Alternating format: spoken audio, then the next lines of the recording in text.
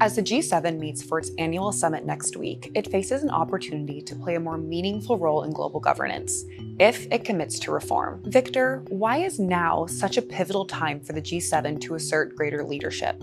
We're at a point in history where our global governance institutions are not working very well. The UN Security Council is a place where Russia has vetoed at least 14 draft UN Security Council resolutions in the last 4 years. And countries need some group of like-minded states that can help to coordinate policy, not mandates like the UN Security Council, but coordinate policy. And the G7 by default has been the place that countries are going. But they alone cannot do this. They need more capabilities. You just wrote an article for Foreign Affairs detailing what reforms the G7 needs to make. What is the most important reform they should prioritize? So I think there are 3 sets of reforms that are important. The first is to increase the capabilities of the group, and you can only do that by increasing membership. And our own data shows that some of the key countries that could be considered are countries like Australia, Spain, South Korea, that are really high performers on G7 issues that they have identified as being important. The other is institutional reform. The G7 is a unique and very informal institution, and that informality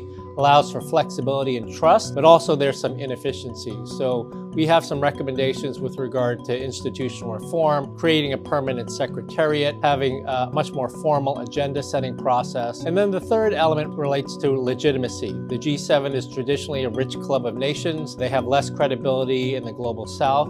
So building those connections between the G7 and the global south, the G7 and the OIC, the Organization for Islamic Countries, the G7 and ASEAN, this is also very important.